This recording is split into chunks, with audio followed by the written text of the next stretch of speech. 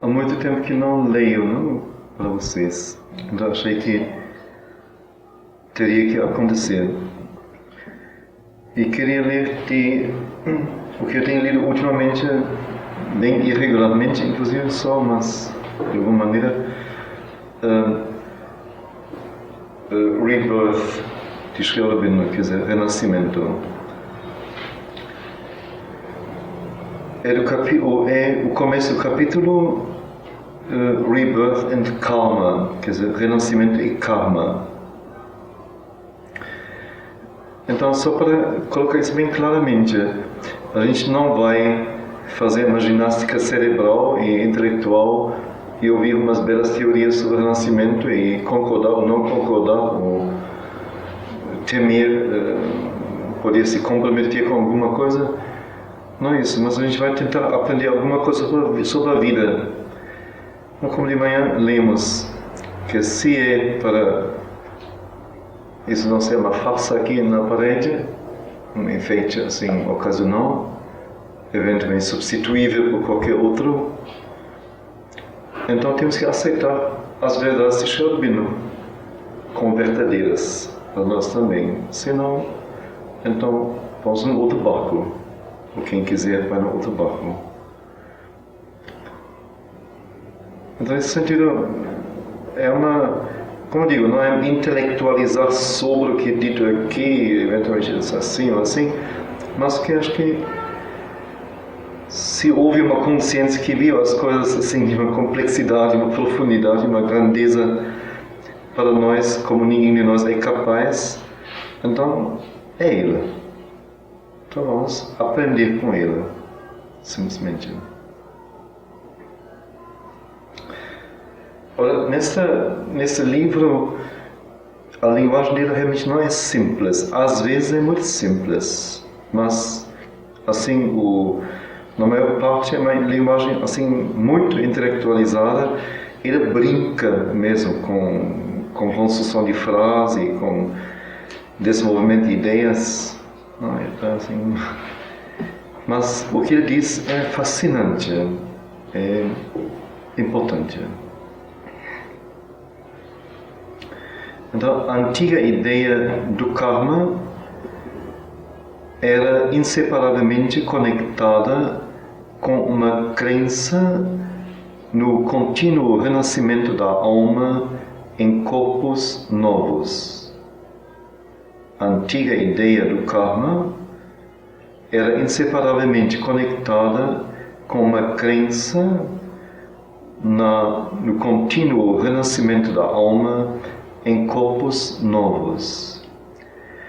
E esta associação íntima, que o karma só podia funcionar juntamente com o renascimento contínuo da alma, que uma coisa sem a outra não teria sentido.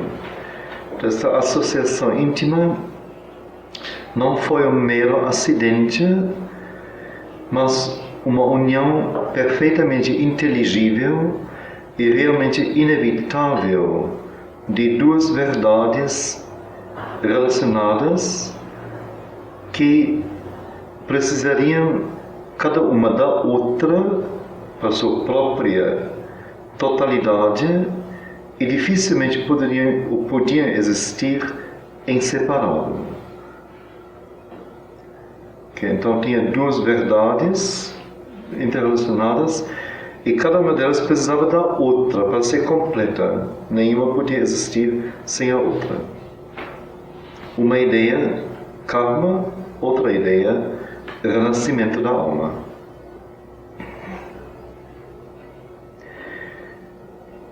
Essas duas coisas são termos assim que a gente nunca ouviu ainda. Então vamos ouvir e vamos ver como encaixar isso depois em nosso quadro de conceitos, de percepções. Essas duas coisas são o lado alma e o lado natureza de uma e a mesma sequência cósmica. Essas duas coisas são o lado alma e o lado natureza, com hífen, o lado de alma, o lado de natureza, de uma e a mesma sequência cósmica.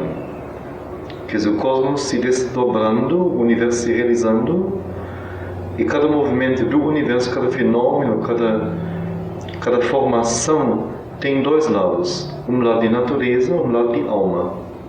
Sem isto, o cosmos não existe.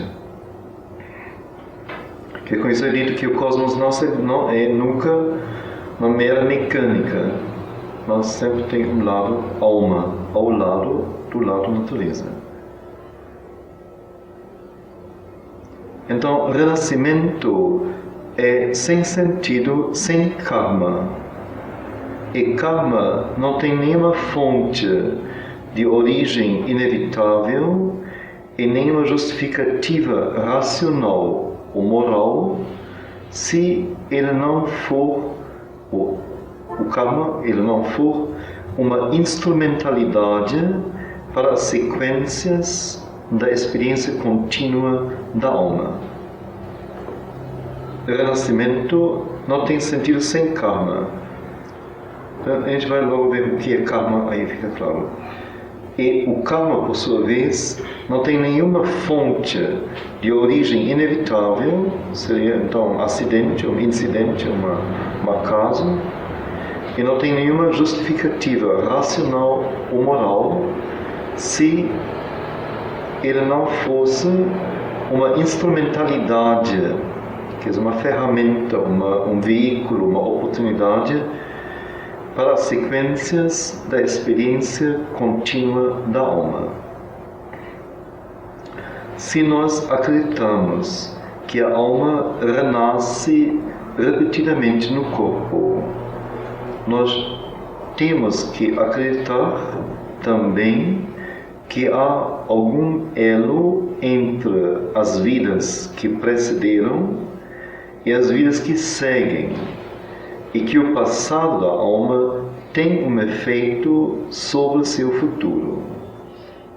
Mas se nós acreditamos que a alma renasce repetidamente no corpo, nós temos que acreditar também que há algum elo entre as vidas que precederam e as vidas que seguem, e que o passado da alma tem um efeito sobre o seu futuro.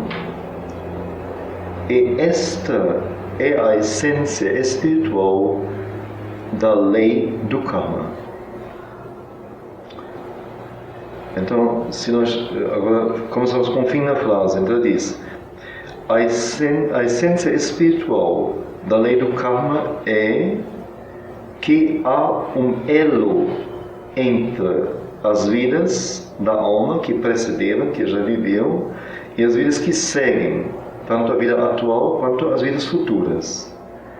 E que o passado da alma tem um efeito sobre o futuro. Que não é uma coisa desconexa, uma coisa chutada de algum jeito, uma incoerência, mas que há realmente uma conexão, uma lógica própria entre tudo que existe. E esta seria, então, dizer a essência espiritual da lei do karma. Negar esta lei do karma, ou esta essência espiritual, seria estabelecer um reino da mais caótica incoerência, tal como encontramos somente nos saltos e giros da mente no sonho, ou nos pensamentos da loucura, e mesmo lá, dificilmente. Quer dizer, impossível para nós seres, não só racionais, mas seres que necessariamente procuram uma clareza, uma lógica, uma linha, um plano, uma construção nas coisas. Impossível para nós admitirmos que as coisas sejam incoerentes e desconectadas e acontecem de algum jeito, ininteligíveis. Isto nos acontece nos sonhos dele, nos saltos e giros da mente no sonho, ou quando alguém enlouquece. E mesmo lá, diz ela, dificilmente a coisa chegaria a tal incoerência caótica, como seria se nós não admitíssemos uma lei essencial do karma. E se esta existência nossa fosse, como o pessimista cósmico imagina, Buda especialmente, um sonho, uma ilusão, ou pior ainda, como Schopenhauer. Franz Schopenhauer é um famoso filósofo alemão, depois de Kant. Ou pior ainda, como Schopenhauer o diria, um delírio e uma insanidade da alma. Como se a alma, vivendo aqui, ou necessariamente como consequência, adoecesse, ou justamente por ser doente, chega a existir aqui. É como se fosse uma insanidade da própria alma. Então, se a existência fosse, como o pessimista cósmico imagina, um sonho, uma ilusão, ou pior ainda, como Schopenhauer o diria, um delírio, insanidade da alma, nós poderíamos aceitar uma tal lei de consequência inconsequente.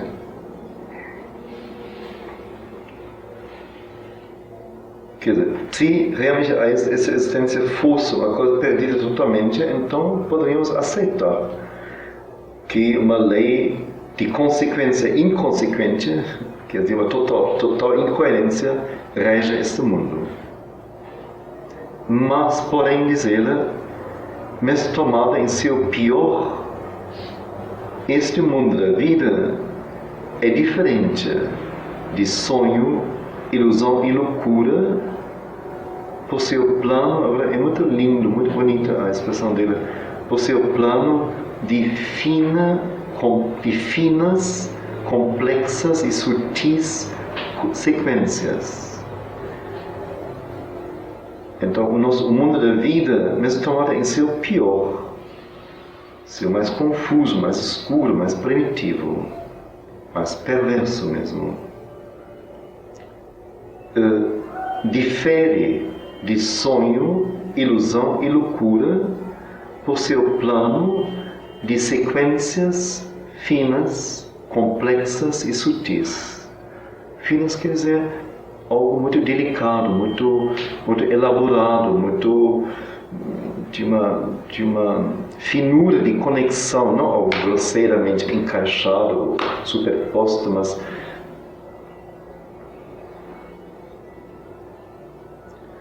o estar conectado e mesmo a utilidade de suas discórdias, a harmonia geral e particular de suas relações, que, mesmo se não é a harmonia que nós gostaríamos de ter, que não a nossa saudosa harmonia ideal, tem, no entanto, a cada ponto o marco de uma sabedoria e de uma ideia a trabalho. Vamos ver isso.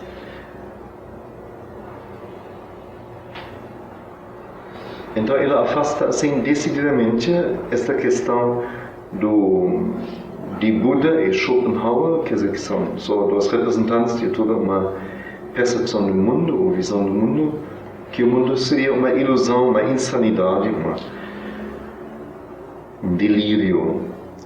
Porque, diz ela, mesmo tomada em seu pior, este mundo da vida difere de sonho, ilusão e loucura por seu plano de sequências finas, complexas e sutis.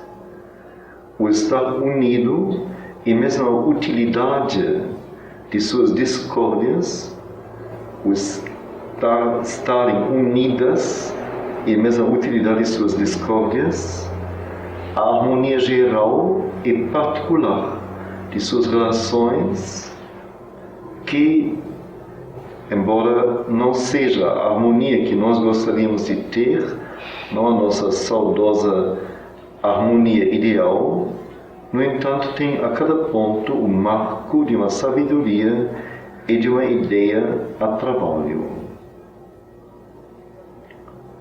Isto não é o ato de uma mente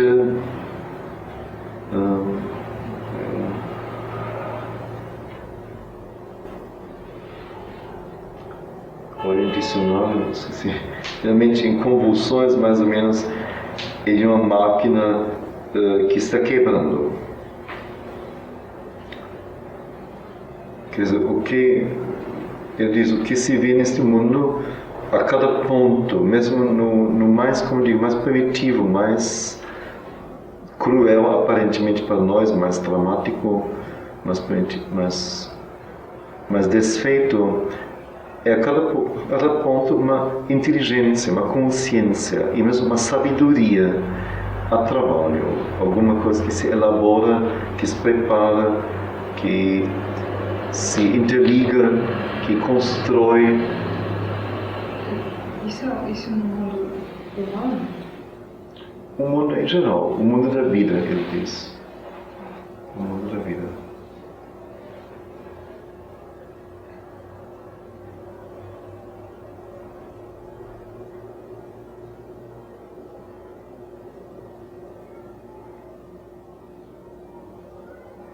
Que jamais seria o ato de uma mente. Ele diz, isso tem a cada ponto o marco de uma sabedoria e de uma ideia a trabalho.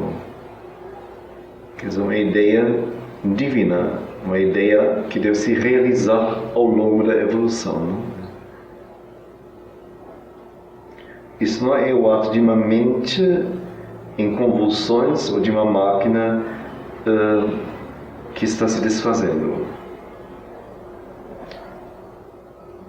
Então, a contínua existência da alma no renascimento, ou da alma em renascimento, deve significar uma evolução, senão do si, porque é dito que o si é imutável.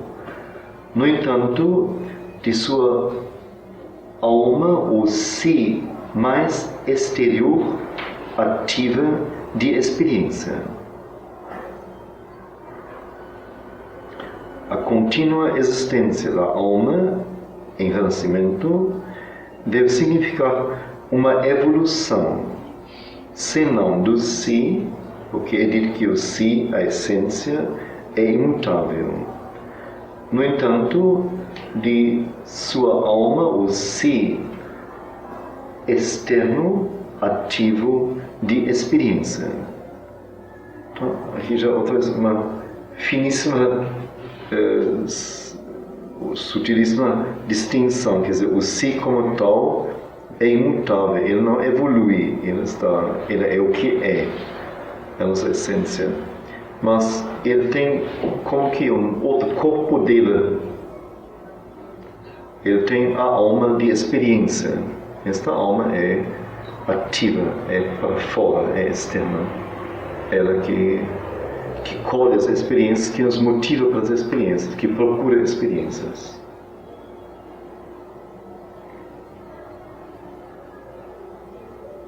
E esta alma, o ser psíquico seria, esta alma tem que se evoluir, tem que evoluir.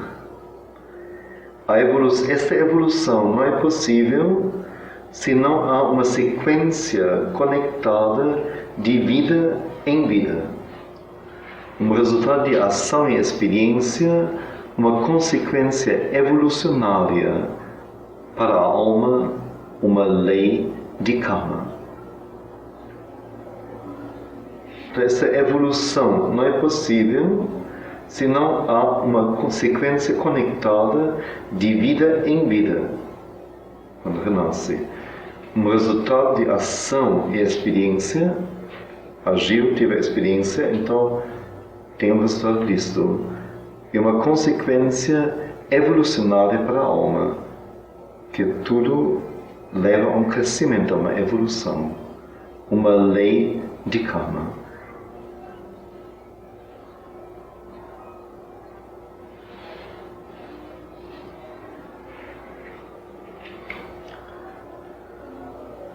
Isso foi o primeiro parágrafo. Vocês querem ouvir mais uma vez ou não? Eu queria dizer aqui o si. O si. O si representa a essência, espírito. Essência de quê? Self é a palavra inglesa, não? Self é como que a formação de um ser de essência, que não só como que uma porção amorfa ou nuvem, o que for, mas o si seria seu ser mais verdadeiro, mais profundo, mais o essencial, ser de essência, ser de origem. Mas esse não evolui? Não, isso não evolui. A essência não evolui. A essência além da evolução. A essência além de começo, de fim, além de tempo, além de qualquer condição. Mas para chegar, vamos dizer, a poder participar de uma vida efêmera como é a vida sobre a Terra, e de se revestir de um corpo material e nervoso e vital e mental, então tem que ter nexos para chegar a isso. Então vamos ver como que uma primeira emanação desse ser de essência é um ser alma, mas conectada a ele, mas que como que consegue se adaptar à condição que existe, às condições, e que então tem que evoluir junto com as condições. E através desse ser psíquico é tornar a natureza pronta, madura, plena, inteira, aberta ao trabalho do espírito. Esse seria o ser que a gente chama normalmente o ser psíquico, que não poderia existir sem o ser de essência, sem a alma propriamente dita, não sei.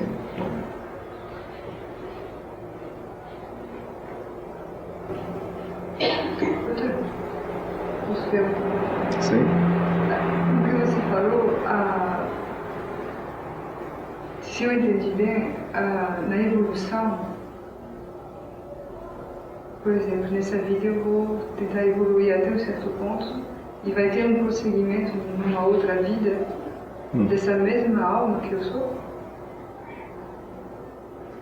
Assim, que dá o nexo da... dessa mesma alma que nesta vida se revestiu de um corpo e nasceu em condições que fizeram com que você se considerasse como uma Denise, nacionalidade tal e idade tal e tal.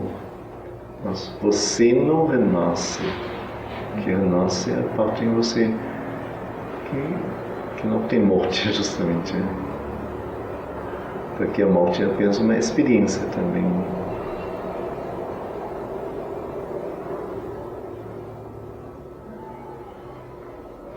Que não é o pitoresco ser externo nosso que renasce. Seria, não teria nenhum valor mesmo.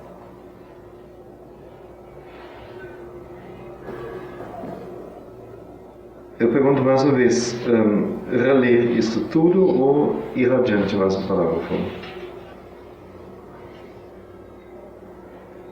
Seria bom reler, né? Acho que seria bom reler. Reler? Direto, né?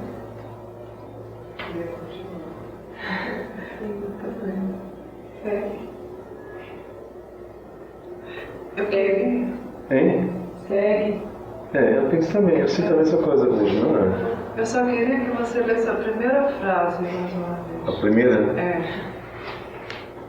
Ela é curtinha. Pode ser. Não, faria de todo jeito, não? Mas...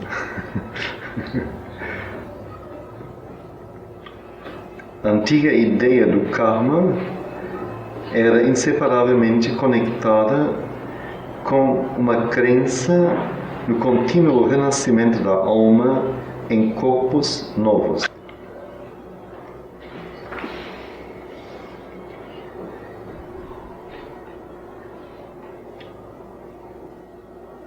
Bom, então a última frase foi: esta evolução da alma em renascimento não é possível se não há uma sequência conectada de vida em vida, um resultado de ação e experiência, uma consequência evolucionária para a alma, uma lei de karma. Agora vai ficar um pouco mais complicado, viu? Nem sei se vou conseguir traduzir bem. E do lado do karma, então agora vai falar sobre karma. Bom. Do lado de karma, se nós damos a ele ou a isto seu significado integral e não um significado truncado, nós devemos admitir o renascimento como o campo suficiente, o campo real de sua ação. Porque karma não é absolutamente a mesma coisa como uma lei material ou substancial de causa e efeito, o antecedente e sua consequência mecânica. Vamos no começo. Do lado do karma, se nós damos a isto seu significado integral e não significado truncado, quer dizer, onde nós cortamos partes para adaptar a coisa a nossos fins, nossa teoria. Mas quando queremos ver o que karma significa realmente, integralmente.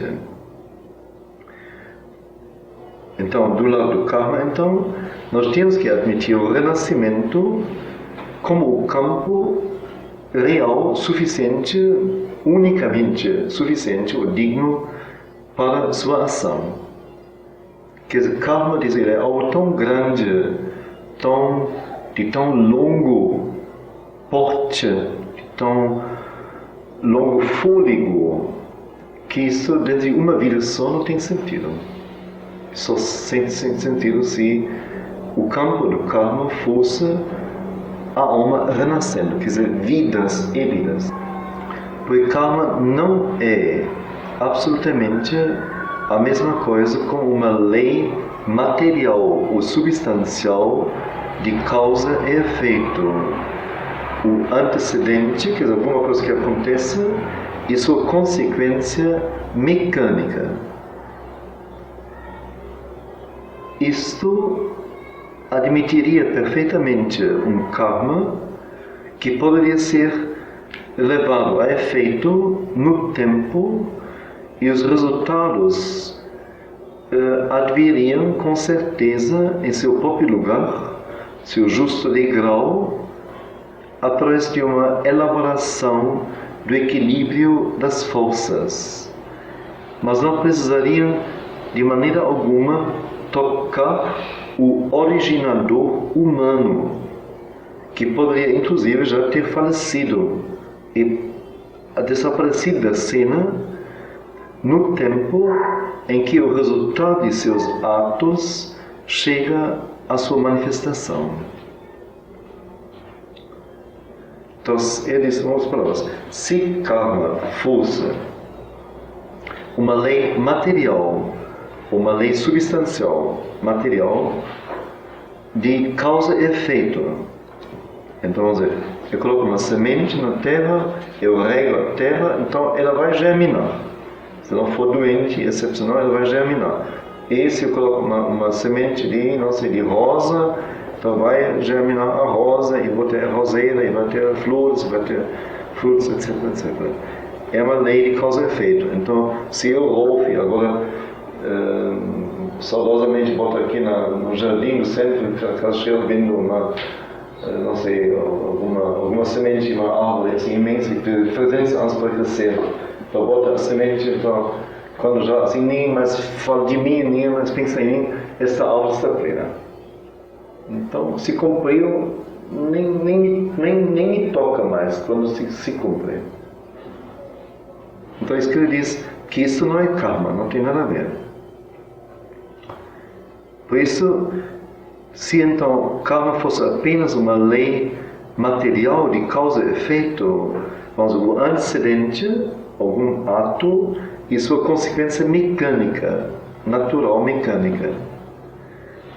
Isto admitiria perfeitamente um karma que seria levado a efeito no tempo e os resultados viriam com certeza em seu próprio lugar, a árvore de 300 anos, então temos que esperar um pouquinho, seu justo grau, através do elaborar, do equilíbrio das forças, mas não precisam de maneira alguma tocar o originador humano, que já poderia ter desaparecido da cena no tempo em que o resultado de seus atos chega à manifestação. Uma natureza mecânica poderia muito bem punir, castigar os pecados dos pais, dos ancestrais, não neles, mas na quarta geração, ou na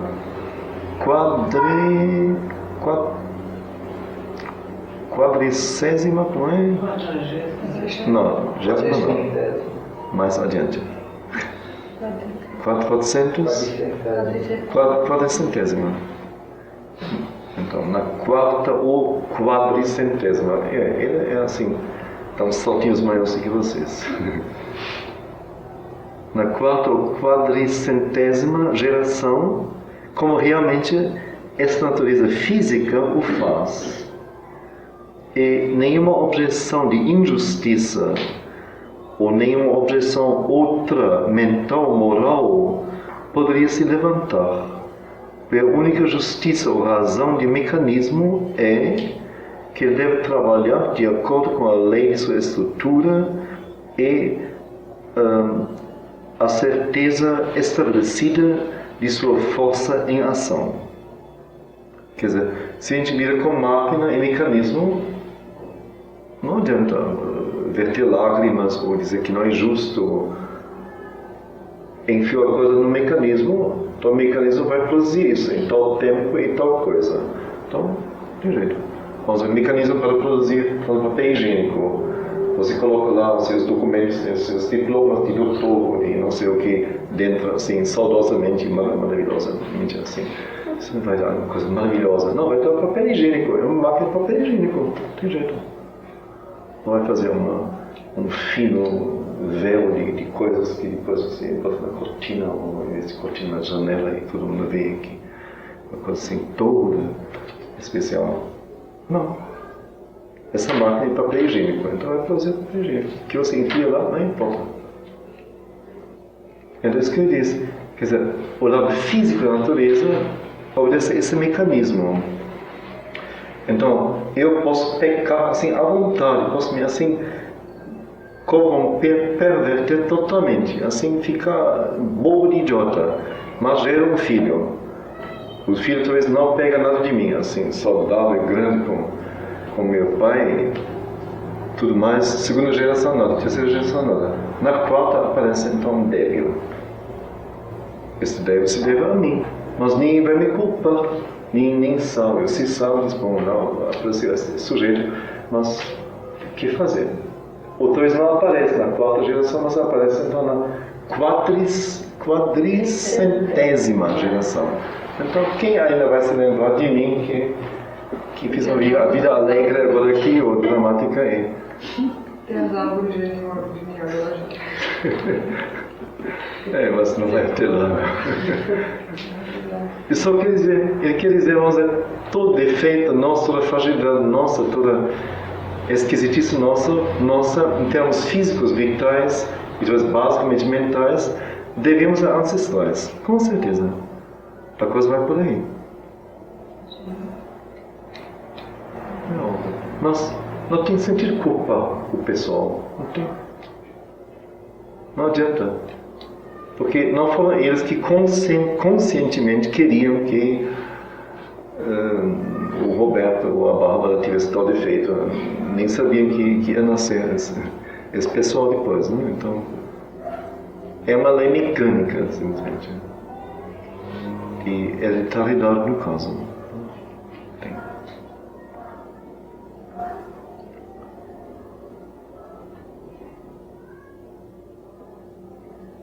Bom, nós não podemos exigir desta lei mecânica, deste mecanismo, uma mente ou um sentido moral ou alguma coisa de responsabilidade suprafísica.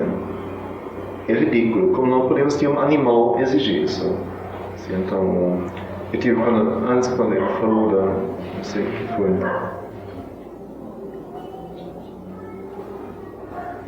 As escórias da natureza, eu vi assim uma fotografia que me veio à mente, uma cobra e não sei se foi um falcão lutando juntamente. E assim, 5 fotos ou 6 fotos, uma coisa assim fantástica, assim, fortíssima, não? A cobra não tem culpa. E o falcão também, o falcão desceu para comer a cobra, óbvio. E ela, assim, percebeu e se enrolou em cima dela. Então, vamos ver quem é dos dois, quem transferência. Não podemos, assim, darmos coração ao falcão ou à cobra e, assim, punir o outro porque matou o bicho. Isso é ridículo, totalmente. Infantil. Não tem nada a ver. Quer dizer, é uma lei da natureza. É uma lei mecânica, não tem. Então, nesse sentido, ele diz, nós não podemos exigir desses mecanismos uma mente, ou então um sentido moral, ou qualquer espécie de responsabilidade suprafísica. A justiça divina que então faz com que o falcão viva ou a cobra pronuncie. A energia universal lança inconscientemente seus efeitos e indivíduos são somente meios fortuitos ou subordinados de seus trabalhos. A própria alma, se há uma alma, é somente uma parte do mecanismo da natureza. Ela não existe para si, mas como uma utilidade para o negócio da natureza. Que a natureza é como que insensível inteiramente. Não é moral, não é amoral, nem tão pouco. Ela está fora disso. Ela é um mecanismo.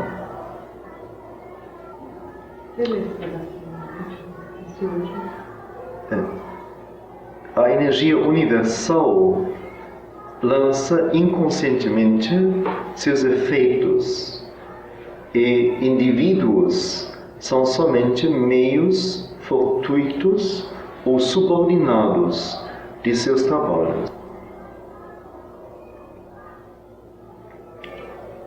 Quer dizer, não é ela que, não sei,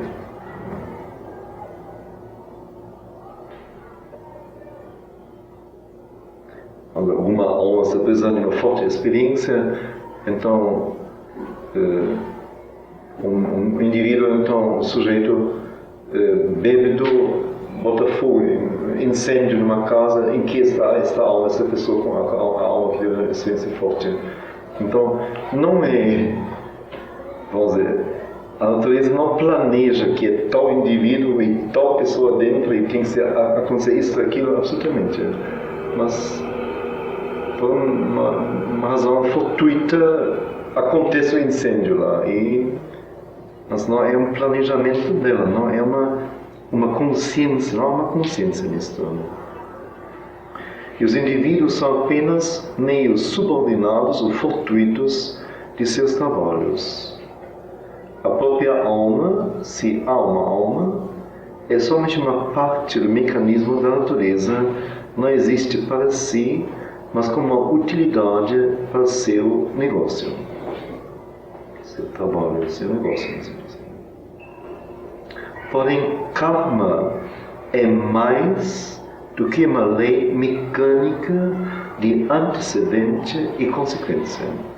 Então isso eu acho maravilhoso, não? Ele pinta todo o quadro aqui e ela diz, karma não é isto. Karma é mais do que uma lei mecânica de antecedente e consequência. Karma é ação. Agora, ele coloca 3 coisas que são, ele chama depois, as 3 juntas, os 3 elos do karma. Há uma coisa feita e que faz e uma consequência ativa. São as 3 coisas. Há uma coisa feita, alguém que faz, o fazedor, e uma consequência ativa. Estas 3 são as 3 juntas, os 3 encaixes, os 3 sandis do conexo do karma. Porque karma é ação. Ação significa uma coisa que é feita. A coisa só pode ser feita por alguém. Então alguém tem que ser o fazedor da coisa que é feita. E cada coisa feita tem sua consequência. Então as coisas são interligadas inevitavelmente. Sem fazedor, nada pode ser feito. E sem alguma coisa ser feita, não pode ser consequência. Não pode ter consequências de ação.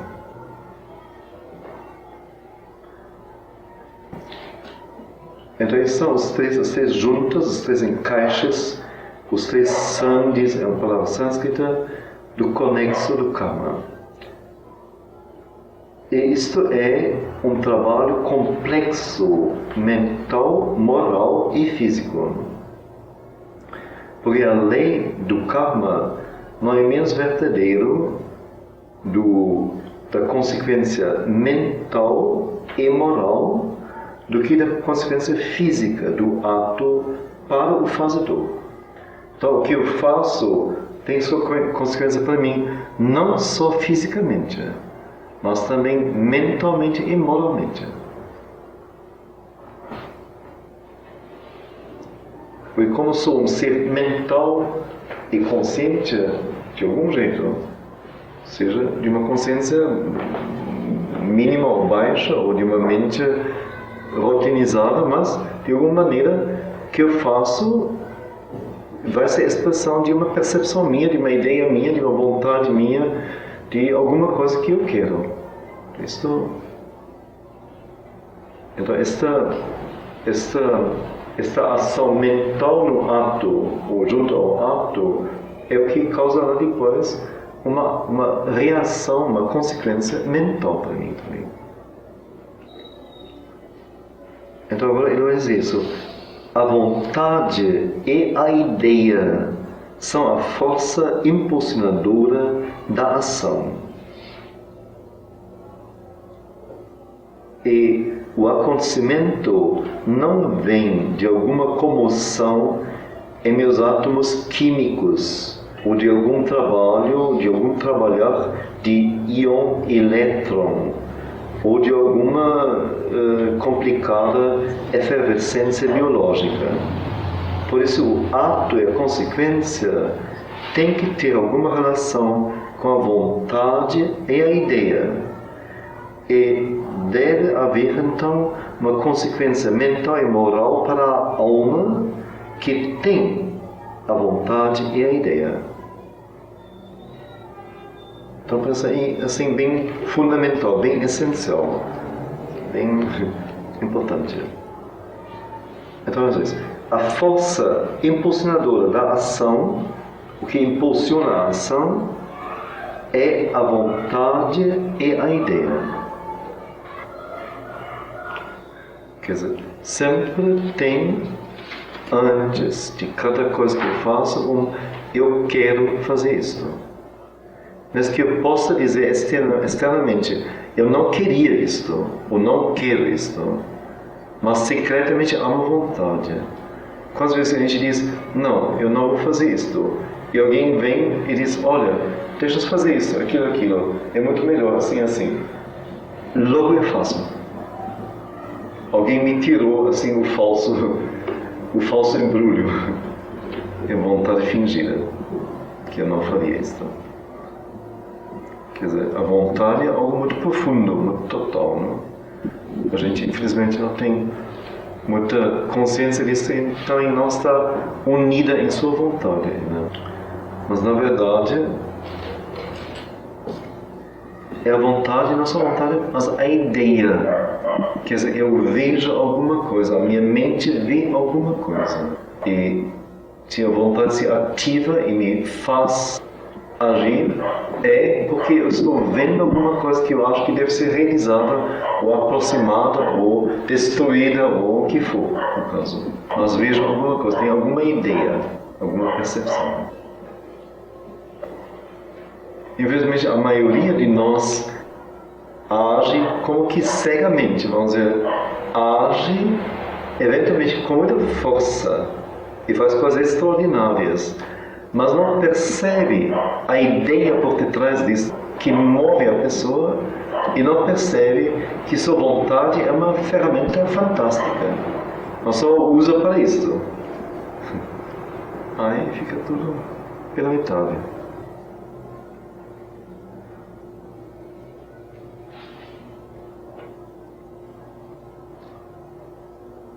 Então, por isso, o ato e a consequência devem ter alguma relação com a vontade e a ideia.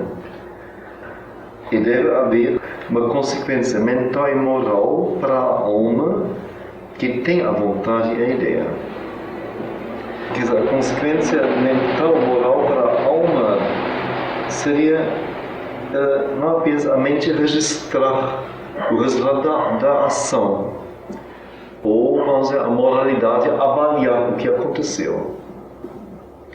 Mas algo profundo em mim, vendo o resultado e vendo a que a ação leva, decide alguma coisa lá dentro. E esta coisa lá dentro vai ser aquilo que vai determinar, se não minha próxima ação imediata, mas em algum momento vai determinar que eu faça isto e aquilo, e não uma outra coisa. E é isso que é a vontade. Isso seria a vontade da alma, não é? Mais profundamente.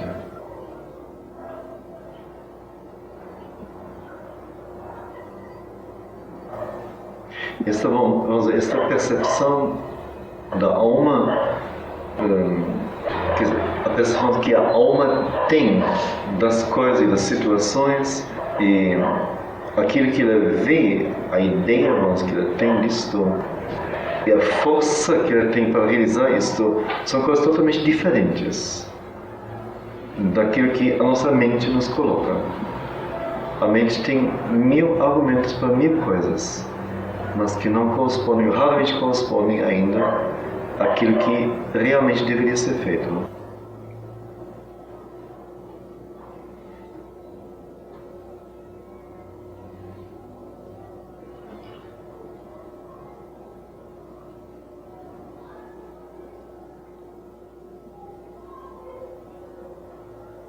Falei mais ou menos isso aqui, me parece realmente assim o fundamento da coisa, realmente.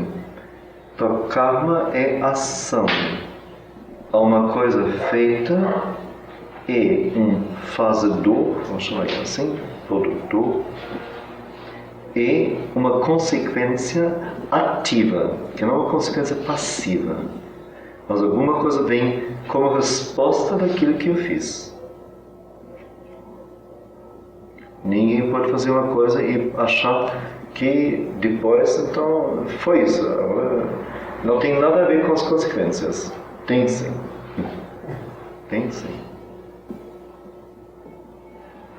Estas três são as três juntas, os três encaixes, os três sambis do nexo, da conexão do karma. Que é como se fosse um bambu, não? Karma, com três compartimentos, não? Três. A coisa feita, o fazedor, a coisa feita e a consequência que foi feita. Esses três juntamente formam. E como no bambu, a junção, a união é fortíssima. É uma unidade. E é um trabalhar complexo de natureza mental, moral e física. Porque a lei disto não é menos verdadeiro do mental e moral do que da consequência física do ato para o fazedor, não é mesmo? Porque a lei deste trabalhar, ou do karma, para o fazedor, para quem faz, não é menos verdadeiro em relação à consequência mental e moral do que em relação à consequência física do ato. Porque cada ato tem sua consequência também mental e moral. Isso é muito claro quando a gente faz uma coisa que não está de acordo com nossa verdade, nosso melhor. Ou prometemos uma coisa e fazemos uma outra. Temos argumentos para não fazer. Mas o nosso estar moral, nos sentimos mal. Sabemos bem que não deveria ser isso. Embora fisicamente nada nos atinge. No mínimo não diretamente, mas percebemos assim perfeitamente que não podia ser isso. Então tem uma consequência moral e mental também. No mental é quase sempre quando a gente faz alguma coisa que é construtiva, que é verdadeira, que é coerente, que é o próximo passo a ser feito, nossa concentração permanece ou se fortalece. E quando a gente faz alguma coisa que não está de acordo e que não foi o que deve ser feito, nossa mente se dispersa e não mantém a força da concentração. É quase sempre isso.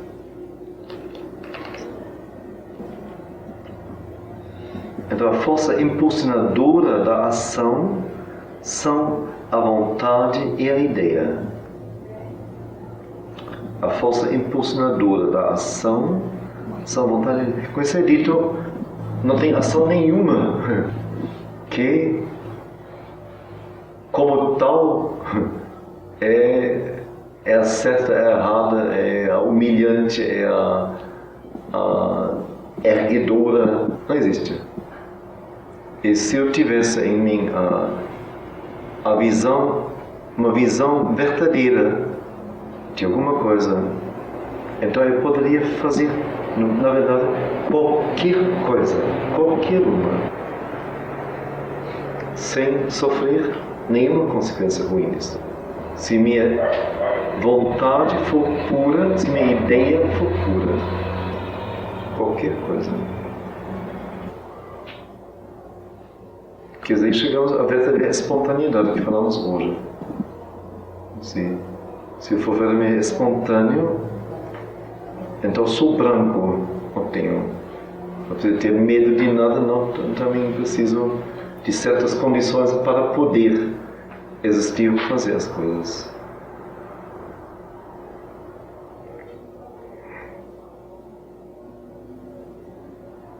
Mas como que isso se vive na sociedade?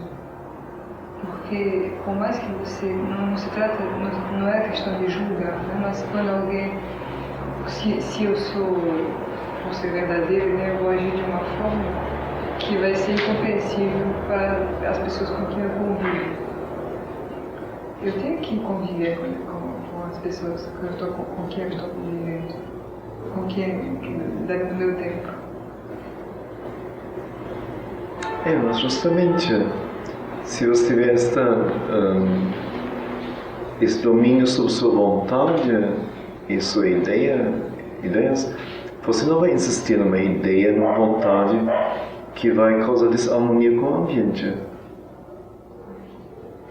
Não custa nada você ser assim ou assim ou assim. Não importa. Você se adapta sem se perder. Simule sua vontade à vontade. Sua ideia à vontade. Não precisa mais ter nenhuma ideia especialmente bela ou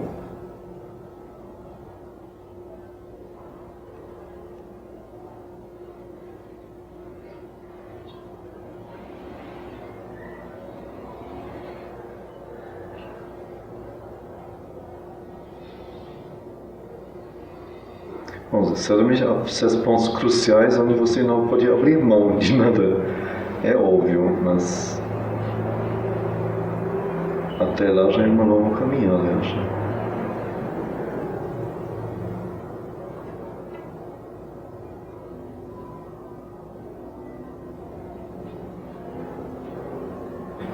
Nesse sentido que a mãe diz, não? Você não pode porque você não quer. É a mesma linguagem. Se você quisesse, você poderia. Só precisa desse domínio da vontade, dirigir a vontade, isso, aquilo, e você faz a coisa, não tem problema. Se você não pode fazer a coisa, é porque você não quer fazer. Vai? Se você não quer, então, tenha paciência, então tem que apanhar as consequências de sua ação de não. Muito claro.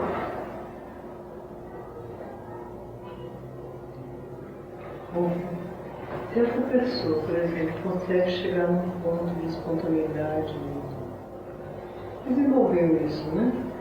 E essa vontade, se ela expressa essa vontade, o que significa isso em relação ao karma, a evolução aí dessa alma? O que significa isso? Essa espontaneidade desenvolvida, quer dizer, manifesta mais na vida física mesmo, na vida física não, mas vamos dizer, na ação da pessoa, né?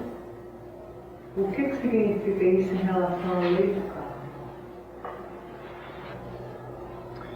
Mas a resposta vai ser sempre a mesma. É o que nós lemos hoje de manhã, quando a mãe diz, a questão não é o que você me pergunta o que você deve fazer. Se o melhor fosse não me perguntar o que você deve fazer, mas o que você deve ser.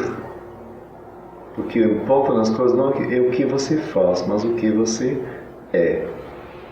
Então você fez aquela coisa, então a consequência disso vem para você. Se você cada vez mais evoluiu e cada vez mais domina a sua vontade, cada vez mais verdadeiramente espontâneo, então nenhuma ação do passado pode lhe causar uma consequência má, mas você vai, pelo contrário, justamente uma coisa que você fez que não foi absolutamente certa ou ruim mesmo, você vai agora, a partir de sua altura em que você está, poder trabalhar devidamente. Acho que tudo se resume na mesma questão sempre. Quando você fala de domínio da vontade, essa vontade aí não é a mais pura, a mais interior, é a vontade exterior, né? Não, a vontade exterior é só um instrumento da vontade interior. E o domínio é sobre qual? Domínio talvez não é a palavra certa. Domínio seria estar em inteira harmonia, ter uma inteira consciência de sua vontade interior e fazer com que a vontade exterior não contradiga, não desobedeça esta vontade interior, nesse sentido de domínio.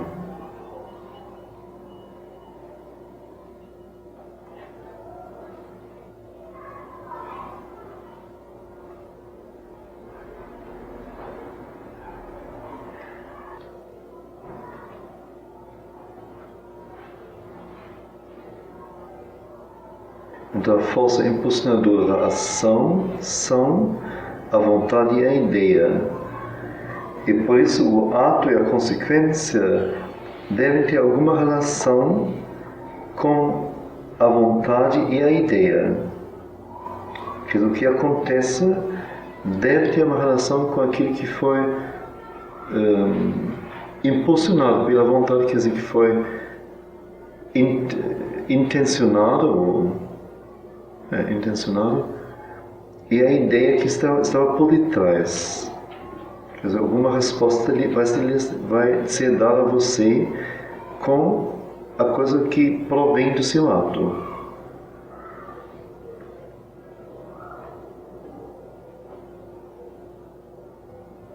E pensa naquilo que lemos em Curitiba, não? Aquela da Ananda, quando ele diz: você pede a uma pessoa uma coisa determinada e a pessoa lhe dá uma outra coisa. Então, a questão normalmente então se reclama. E na verdade deveríamos nos calar e dizer: bom, então ele dá uma outra coisa. Então, parece então que minha vontade e meu querer não foram puros, porque se fossem puros em expressão, mas como que da vontade divina agindo através de mim, impossível da pessoa não me dar o que eu pedi. Você não dá, então é sinal de que em minha vontade estava um elemento não puro, não verdadeiro.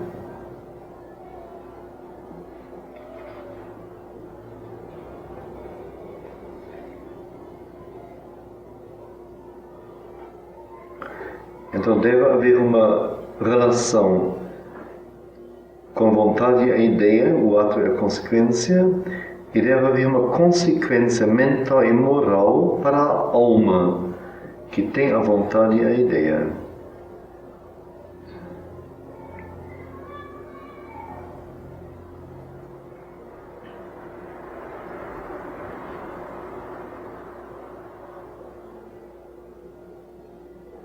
Desta forma, se admitimos o indivíduo como um ser real, descobrindo desta forma, se admitimos o indivíduo como um ser real, significa uma continuidade de ato e consequência para ele, para o indivíduo. E por isso o renascimento como um campo deste trabalho. Se admitimos o indivíduo como um ser real, um ser, não só uma formação da natureza, mas um ser real, um ser de essência, significa uma continuidade de ato e consequência para ele, para esse indivíduo interior. E por isso o renascimento como um campo deste trabalho, deste trabalhar. É evidente que em uma única vida nós não podemos e realmente não elaboramos e exaurimos todos os valores e poderes desta vida, daquela vida. Mas nós somente levamos adiante um fio passado, tecemos elaborando alguma coisa no presente e preparamos infinitamente mais para o futuro. Nós falamos sobre isso hoje de manhã também, não? Sobre passado, presente, futuro, alguma coisa. Mas, no momento eu falei isso. Certo que foi.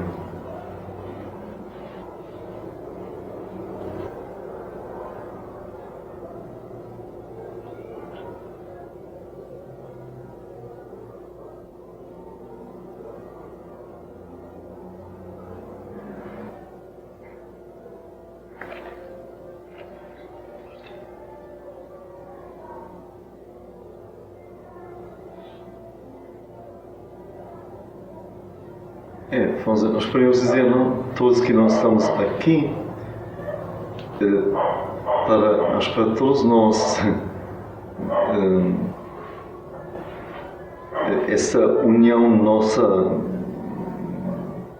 sob o signo de Escrever na Mãe é algo que não nos veio de nossos pais e nossa família, mas pelo contrário, algo que ou nem só de lá, de nossa educação, nossa vida passada, nossa formação, o jeito em que vivemos e o ambiente em que vivemos, isso não nos impulsionou para cá, ou só negativamente. Então,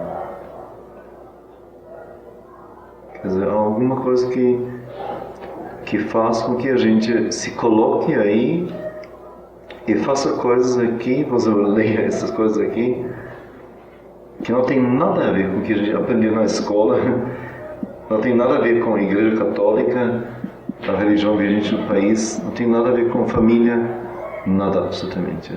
Pelo contrário. E ao mesmo tempo cada um de nós sente que não é um mero divertimento, um sensacionalismo, uma curiosidade, um brincar com uma coisa, mas uma coisa profunda, séria. Que significa que alguma coisa está em nós que escolheu para nós este movimento, este trabalho, esta forma de vida que não é em nenhum sentido uma forma ideal socialmente, em nenhum sentido, nem financeiramente interessante, absolutamente, que não tem nada nos termos comuns que possa justificar esta união nossa aqui, essa tentativa, de maneira alguma.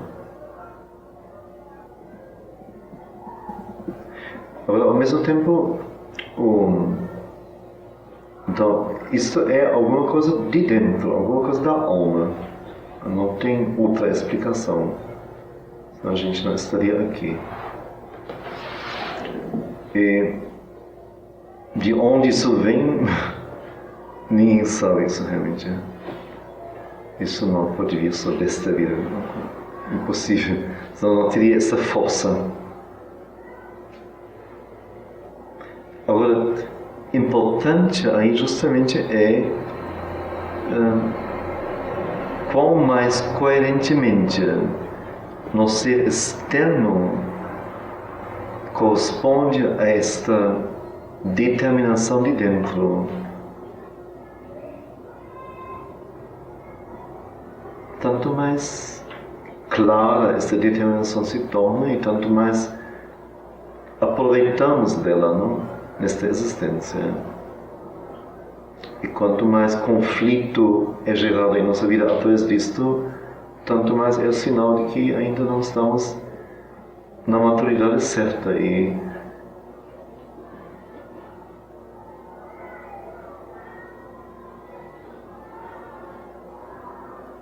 como disse inicialmente, não? A alma essencial, que é imutável, corresponde, ela tem como uma primeira emanação, outro corpo seu, a alma de experiência, a alma ativa externa de experiência. E esta alma deve fazer um dia o que esta alma mais íntima e mais dentro é. Mas isso é interessante, assim, tudo.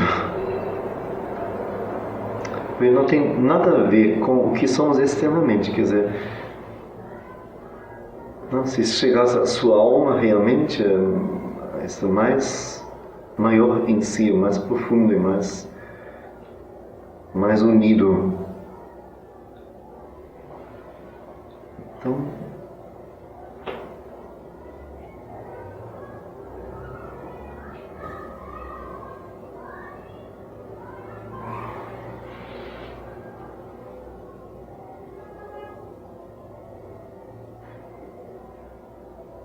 isso poderia deixar tudo cair, tudo assumir o que for preciso.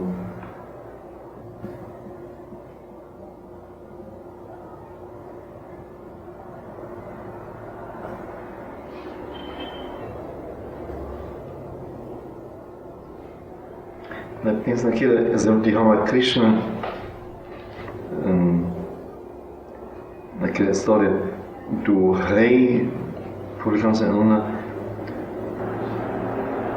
do rei cujo palácio está em chamas e ele está no jardim assim tranquilamente, deixando tudo ir embora.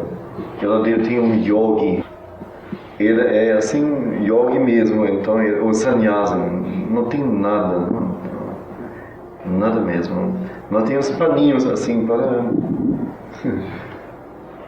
se cobrir decentemente.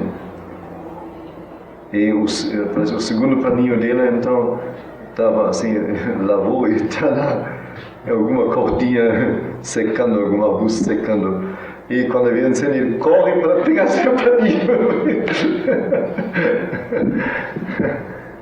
Aí está tudo. Então, este paninho a gente não quer largar, não? Quer dizer, a sua querida personalidade. E o rei justamente está na condição, ele tem tudo, pode ter tudo. Hein?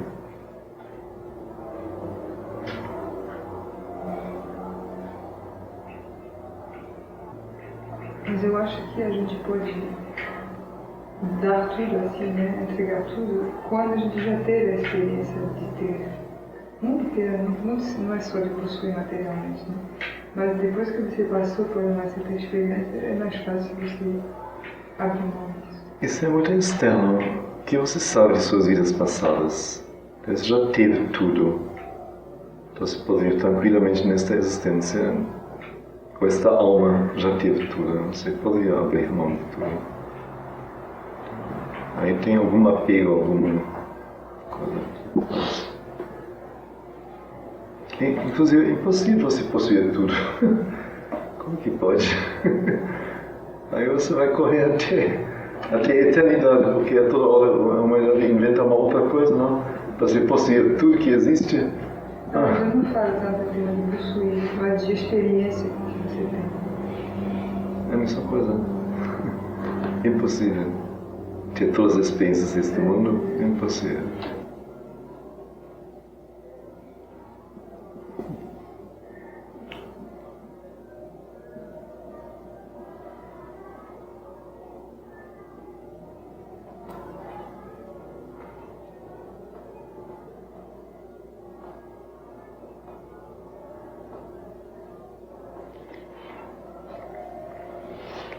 Chega, não?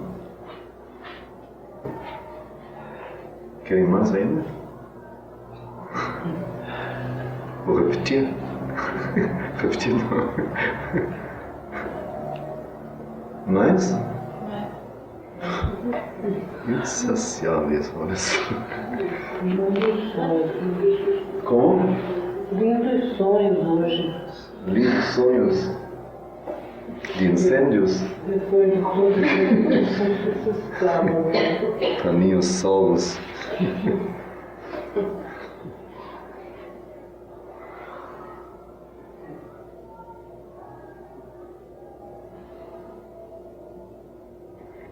Bom, fui aventura, assim, segundo o seu alimento normal, assim, achei que já seria demais o que eu preparei, não fui adiante, mas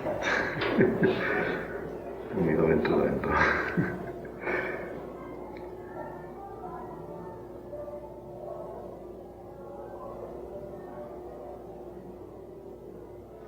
A consequência do renascimento não seguiria da própria natureza do karma se houvesse somente uma toda alma no universo, do universo.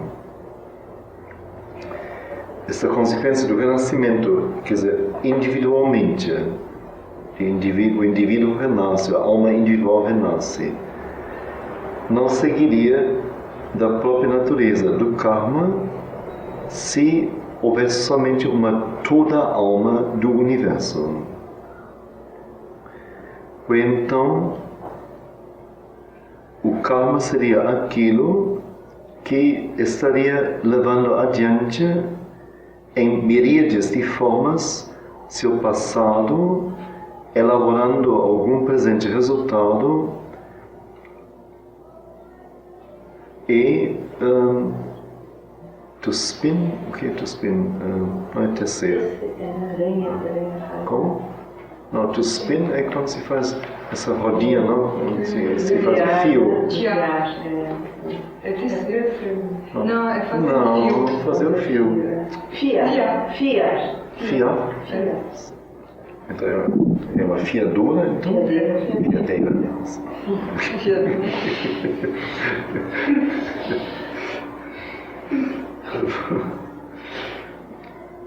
Então, fiando o fio do karma para um futuro tecido de consequência. É a toda alma que seria o originador, que teria a força do ato, que receberia e exauriria ou retomaria para futuros usos a força da consequência em retorno. Deixa-me ver mais uma vez. Nem eu entendi totalmente. A consequência do renascimento não seguiria da própria natureza do karma se houvesse somente uma toda alma do universo. Quer dizer, alma do universo, uma toda alma. Nós almas todas formam uma alma da humanidade ou do universo, os graus. Mas se houvesse só toda alma e não almas individuais, então o renascimento não teria nada a ver com karma. O karma é uma coisa individual.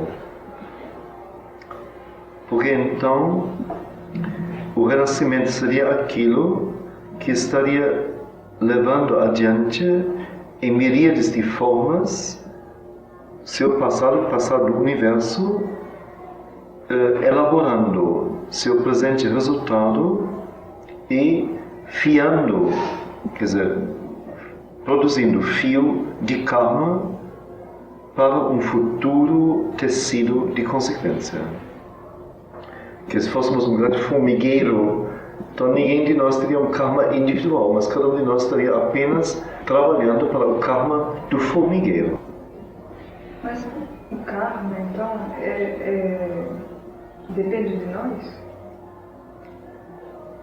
O karma sem nós não existe. Sim, mas eu pensava que quando as pessoas nascem, né, vêm ao mundo, elas já vêm com uma lei de karma para essa vida. Elas nascem para elaborar nessa existência alguma consequência de ações passadas. Isso é o karma. E você não nasce virgem, branco.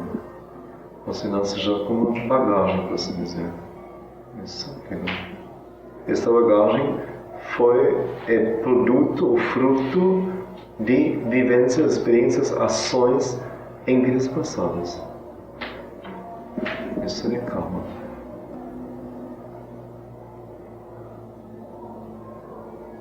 E essas ações de vidas passadas têm a ver com seu destino, têm a ver com sua natureza. Então, nesse sentido, a gente pode deve ser grato pelo karma que se tem, porque é algo que nos abre o campo em que podemos trabalhar eficazmente. Okay? É aí que minha ação vai ter um resultado construtivo para a minha vida. Então não preciso procurar em 1000 cantos o que fazer.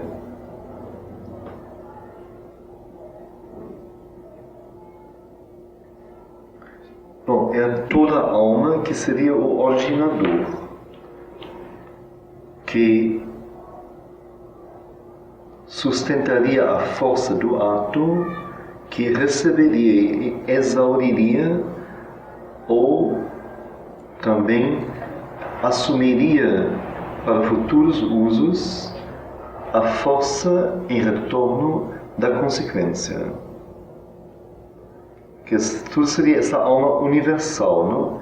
Ela seria o originador do karma, ela sustentaria a força do ato, não é a minha força interior, individual de alma, mas a força universal através de mim.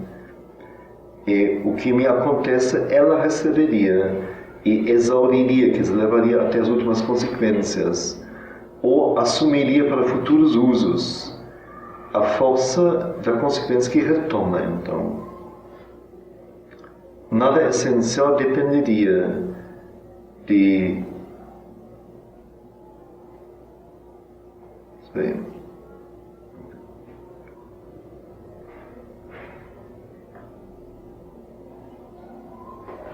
Sim, nada dependeria se ela então faz todas essas coisas através da mesma máscara individual de seu ser.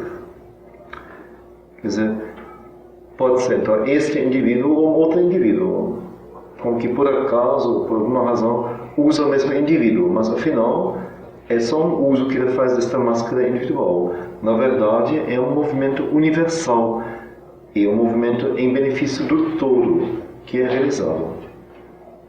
A pessoa pouco importa. Porque o indivíduo seria apenas um momento prolongado da toda alma. E o que é originado neste momento de seu ser, que eu chamo de mim mesmo, poderia muito bem produzir seu resultado em algum outro momento do mesmo ser, que, do ponto de vista meu ego, seria alguém completamente diferente de mim e desconectado de mim. Porque o indivíduo seria apenas um momento prolongado da alma, da toda alma. Eu tenho que ser agora aqui, por exemplo, a gravação. Quer dizer, é uma lei, não é? Mas, assim, em geral, eu acho que deve se gravar as leituras. Então, no momento, a máscara individual que eu usava para fazer a gravação é recadinha, porque por acaso está aqui e se declarou pronto para assumir. Mas, na verdade, já passou para Marcos. Então, Marcos está faltando aqui para se é Ricardinho, ou Marcos, ou Roberto, ou Ricardo, ou Beth, ou Bárbara, eventualmente, ou quem for, não tem nenhuma importância. Eu só vejo a importância de ter mais jeito ou menos jeito, ser mais rápido ou menos rápido. Do resto, ninguém vai depois perguntar quem que gravou esse leitura. Não, isso não é. Nós temos uma máscara individual para um fim que não é dele. Um fim do grupo, então. Para toda alma, uma alma grupo que quer isso.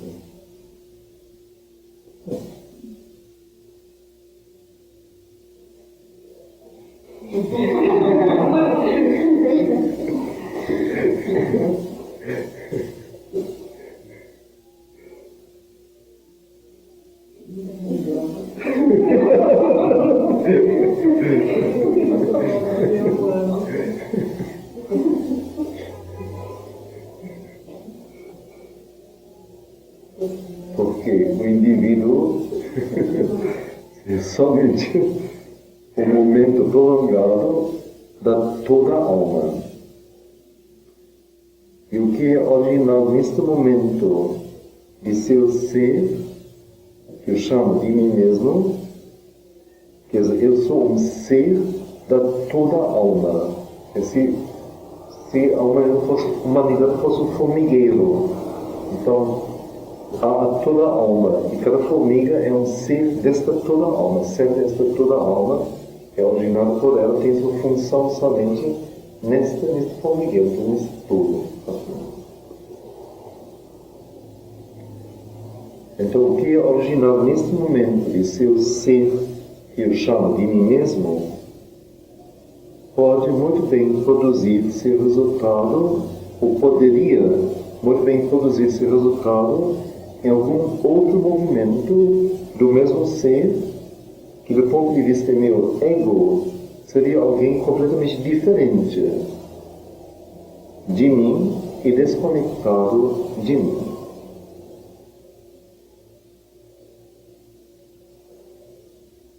Quer dizer, se cada ação nossa teria apenas como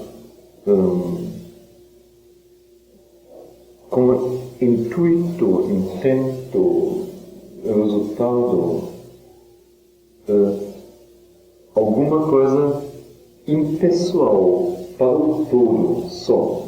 Então, tanto faz, de um lado, eu fazer, ou Luz fazer, ou quem for fazer isto. Então, tanto faz eu fazer isto aos 18 anos, aos 20 anos, ou aos 60 anos, ou não nesta vida, mas numa outra vida.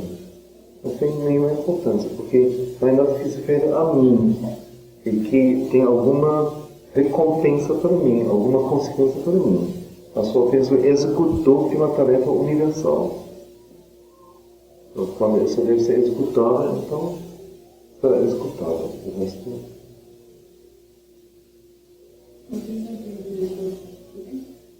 Aonde deveria chegar lá?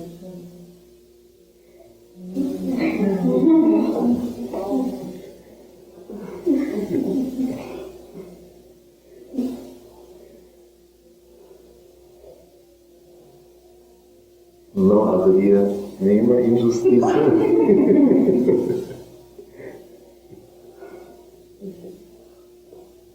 Olha, que era impossível mesmo. Olha, ele diz, there would be no injustice, no unreason. A palavra não existe. Se for procurar no dicionário, não encontra a palavra unreason, que é nenhuma razão. Nenhuma não razão.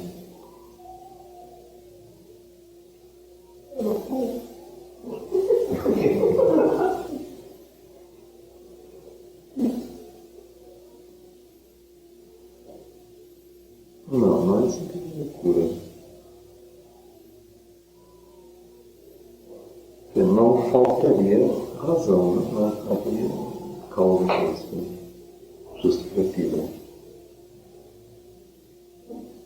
Em um tal aparente, em um tal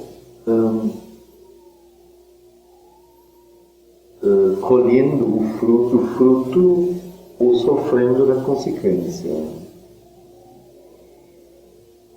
Porque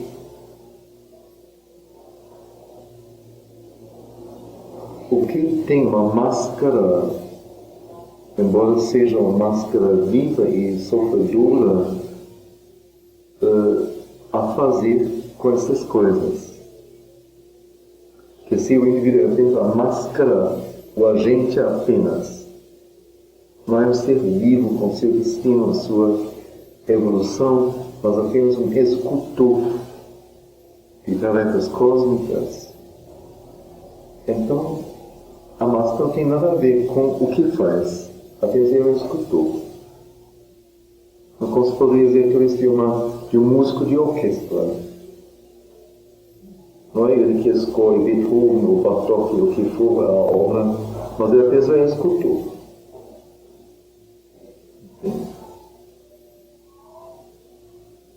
E de fato, a natureza da vida no universo material, uma elaboração do resultado da ação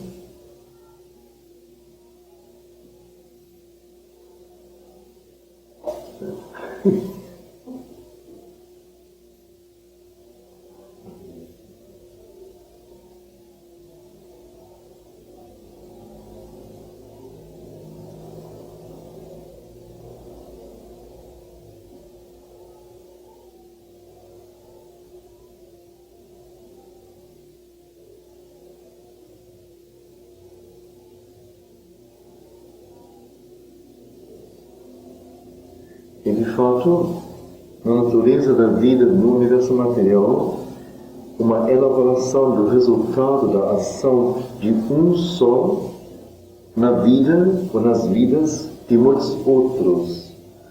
Um efeito da ação do indivíduo sobre o grupo ou todo é, em todo lugar, a lei.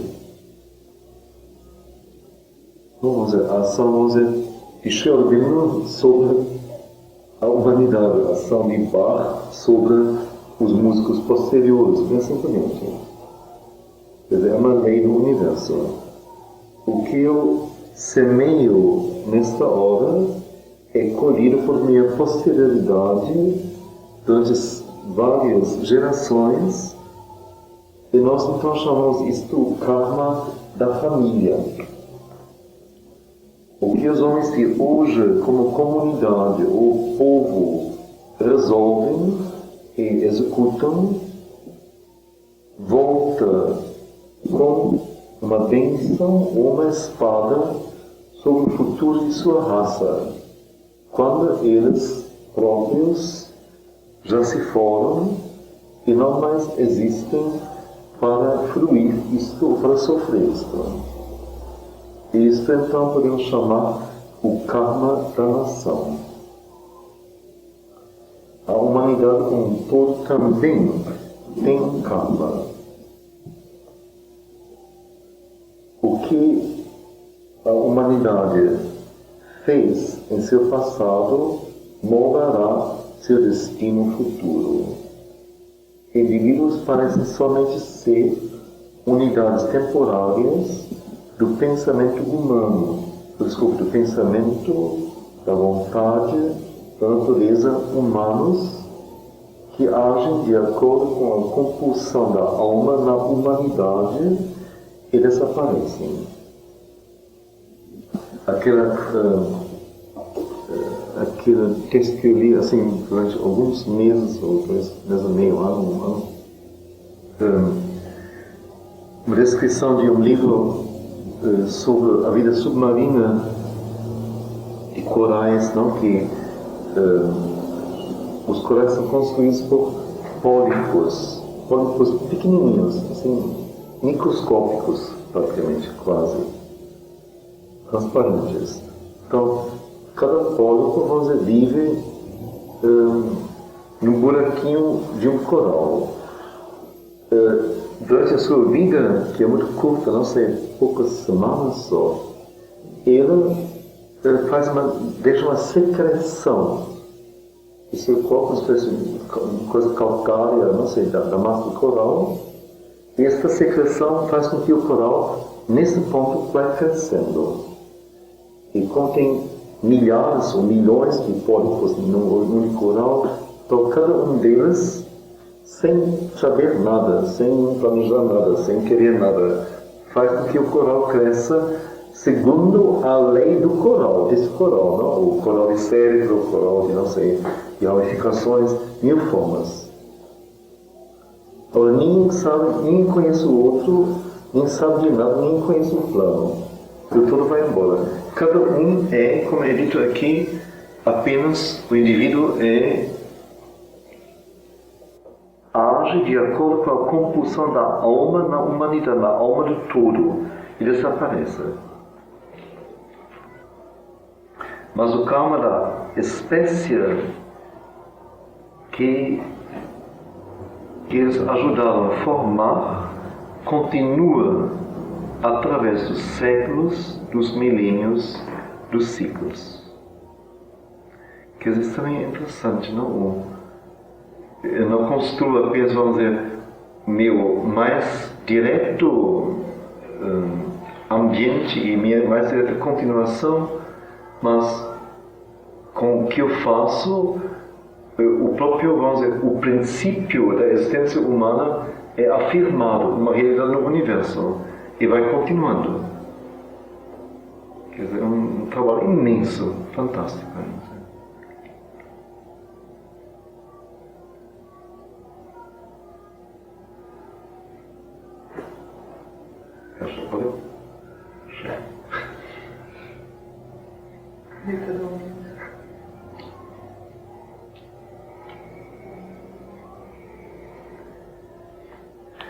Valeu? Eu pensei em ler amanhã, continuar amanhã lendo. Que a gente consiga terminar até. Mas o destino tem muitos subdestinos. E cada parte nossa, cada personalidade nossa tem seu destino. Então, meu corpo tem um destino, minha sensibilidade tem outro destino, minha emoção, meu ser emocional tem outro destino. E então, semelhantemente aqui, quer dizer, temos um karma do universo, tem um karma da Terra, tem um karma da humanidade, tem um karma da espécie, tem um karma da família, um karma do povo, da nação a que pertenço. Então isso tudo são coisas, quando a gente individualmente é forte, a gente então como que desobedece, ou não mais é submisso ao karma, vamos dizer, da espécie, o karma da humanidade, o karma da nação, o karma da família. Mas o karma individual se coloca na frente. E quem não for tão forte, então a maioria de nós vive o karma da família, o karma da nação. Então.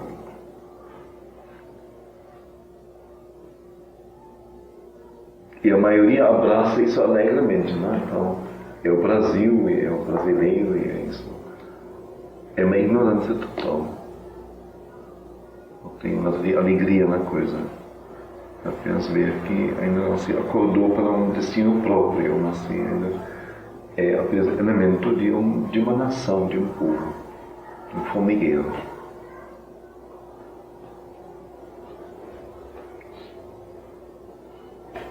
Ora, pode haver também, como chegou vendo no Goethe, as duas coisas, não? Chegou vendo, vamos dizer,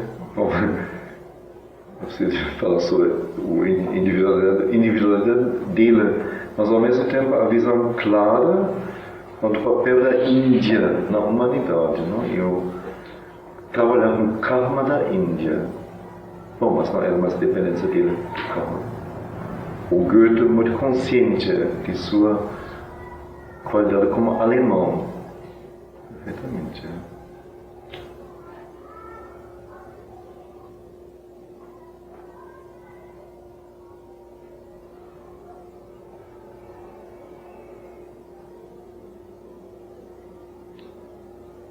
Mas aí também, como a mãe diz, não? Que nós temos que escolher nossa família, nossa religião, nosso país. Então, que poderia ser perfeitamente que alguém descubra um país onde ele mais verdadeiramente pode viver e agir do que o país em que ele nasceu. Ou uma família, um grupo que não é mais a sua família natural, porque não foi o lugar, o grupo verdadeiro para ele. Então tudo depende da consciência que você tem.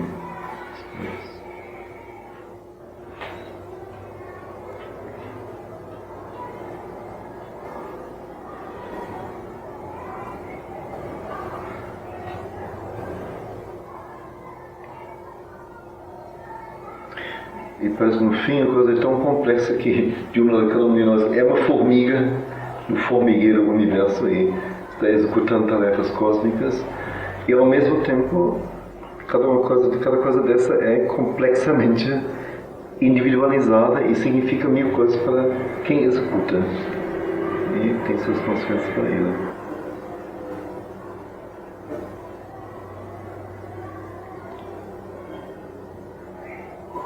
Tem uma, assim, parece um pouco contraditório, porque parece, de um lado você diz que o indivíduo faz parte desse formigueiro e que ele segue uma lei de karma da humanidade, mas por outro lado parece que as coisas só podem se transformar, avançar através do trabalho do indivíduo.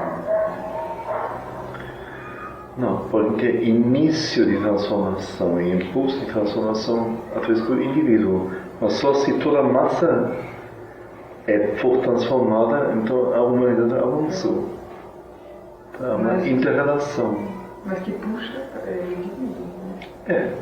Até um certo ponto, né?